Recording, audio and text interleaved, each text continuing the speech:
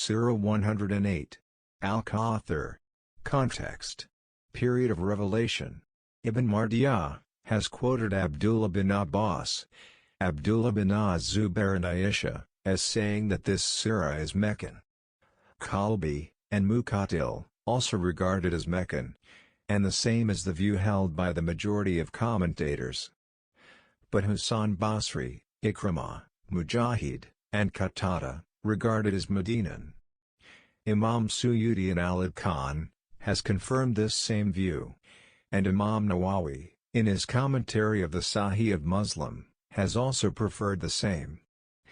The reason for this assumption is the tradition which traditionists of the rank of Imam Ahmad, Muslim, Abu Dawud, Nasa'i, Ibn Abi Shayba, Ibn al-Munzir, Ibn Mardiyah, Bayhaqi and others have related from Anas bin Malik, saying, "The Holy Prophet was among us. In the meantime, he dozed, then he raised his head, smiling. According to some traditions, the people asked what for he was smiling. According to others, he himself told them that a surah had just been revealed to him. Then, with Bismillah, ar-Rahman, ar-Rahim, he recited Surah al-Kauthar. Then he asked the people whether they knew what al-Kauthar was. When they said that God and his messenger had the best knowledge, he said, 'It is a river which my Lord has granted me in paradise.' The details follow under Kauthar." The basis of the reasoning from this tradition, for this surah's being Medinan, is that Anas belonged to Medina, and his saying that this surah was revealed in his presence is a proof that it was Medinan. But, in the first place, from this same Anas, Imam Ahmad, Bukhari, Muslim, Abu Dawud, Tirmizi, and Ibn Jarir have related the traditions which say that this river of paradise al-Kauthar had been shown to the Prophet on the occasion of the Ascension, Miraj. And everyone knows that Ascension had taken place at Mecca before the migration, Hijrah. Secondly, when during the Ascension, the Prophet had not only been informed of this gift of God Almighty, but also shown it, there was no reason why this surah should have been revealed at Medina to give him the good news of it. Thirdly, if in an assembly of the companions the Holy Prophet himself had given the news of the revelation of this surah which Anas has mentioned in his tradition, and it meant that that surah had been revealed for the first time, then it was not possible that well-informed companions like Aisha, Abdullah bin Abbas, and Abdullah bin Zubair should have declared this surah to be a Meccan revelation, and most of the commentators also should have regarded it as Meccan. If the matter is considered carefully, there appears to be a flaw in the tradition from Anas, in that it does not say what was the subject under discussion in the assembly, in which the Prophet gave the news about this surah. It is possible that at that time, the Prophet was explaining something. In the meantime, he was informed by revelation that that point was further explained by this surah, and he mentioned the same thing, saying that that surah was revealed to him just then. Such incidents did take place on several occasions, on the basis of which the commentators have opined about certain verses that they were revealed twice. This second revelation in fact meant that the verse had been revealed earlier, but on some later occasion, the Prophet's attention was invited to it by revelation for the second time.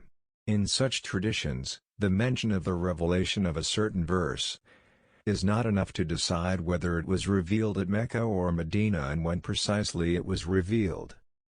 Had this tradition of Anas not been there to cause doubt, the whole content of this surah, by itself bears evidence that it was revealed at Mecca, and in the period when the Prophet was passing through extremely discouraging conditions.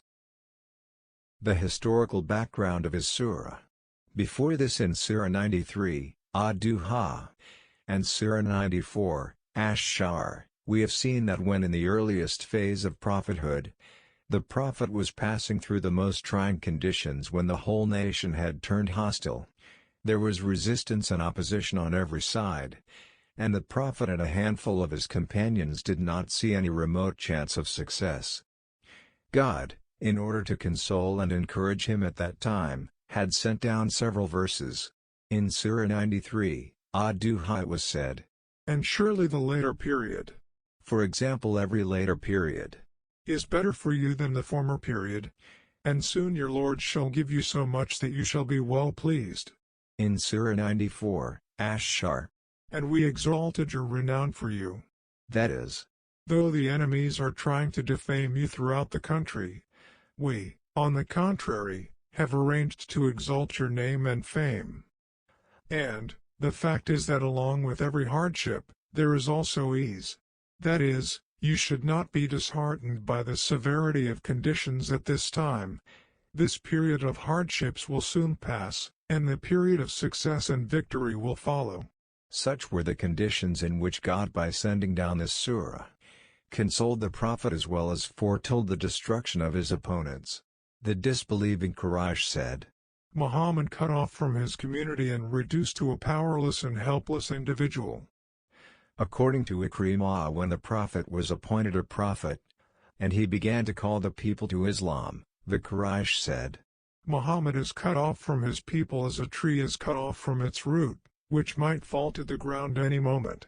Narrated by Ibn Jarir. Muhammad bin Ishaq says, Whenever the Prophet was mentioned before, As bin Wa'il as-Semi, the chief of Mecca, he used to say, Let him alone, for he is only a childless man. Abtar, with no male offspring. When he dies, there will be no one to remember him. Shamir bin Atiyah says that Uqba bin Abi Mu'ayt also used to say similar things about the Prophet as narrated by Ibn Jarir. According to Ibn Abbas, once Ka'b bin Ashraf, the Jewish chief of Medina, came to Mecca, and the Quraysh chiefs said to him, Just see this boy, who is cut off from his people. He thinks he is superior to us, whereas we manage the Hajj, look after the Kaaba and water the pilgrims. As narrated by Bazzar. Concerning this very incident, Ikrimah reports that the Quraysh had used the words, as Sunbur al-Munbatir min qawmihi, meaning, a weak, helpless, and childless man who is cut off from his people. For the Prophet, as narrated by Ibn Jarir. Ibn Sa'd and Ibn Asakir have related that Abdullah bin Abbas said, The eldest son of the Prophet was Qasim, next to him was Zainab, next to her Abdullah, and next to him 3 daughters, viz. Kulsum, Fatima, and Ruqayya. Of them, first Qasim died and then Abdullah. Thereupon, As bin Wa'il said, His line has come to an end, now he is Abtar, meaning cut off from root. Some traditions add that, As bin Wa'il as-Semi said, Muhammad is Abtar, he has no son to succeed him. When he dies, his memory will perish, and you will be rid of him. The tradition from Ibn Abbas, which Abd bin Humayd has related, shows that Abu Jahl also had said similar words on the death of the Prophet's son, Abdullah. Ibn Abi Hatim has related on the authority of Shamir bin Atiyah that the same kind of meanness was shown by Uqba bin Abi Mu'ayt, by rejoicing at this bereavement of the Prophet. Atta says that when the second son of the Prophet died, his own uncle, Abu Lahab, whose house was next to his, hastened to the pagans and gave them the good news. Batara Muhammad al-Layl. Muhammad has become childless this night, or he is cut off from root. Such were the disturbing conditions under which this surah was sent down. The Quraysh were angry with him because he worshipped and served only God and repudiated their idolatry publicly. For this very reason, he was deprived of the rank, esteem, and honor that he enjoyed among his people before prophethood, and was now as cut off from his community. The handful of his companions also were helpless, poor people who were being persecuted and tyrannized.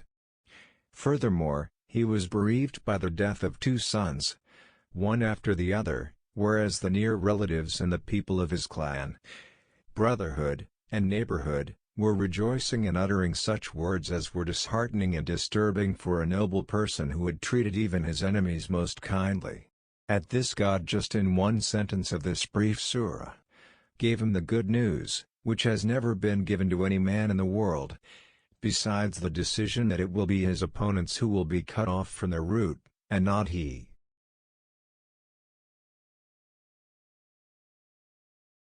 Surah 108.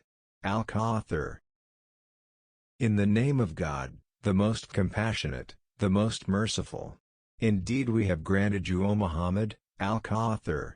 So pray to your Lord, and sacrifice to Him alone. Indeed your enemy is the one cut off.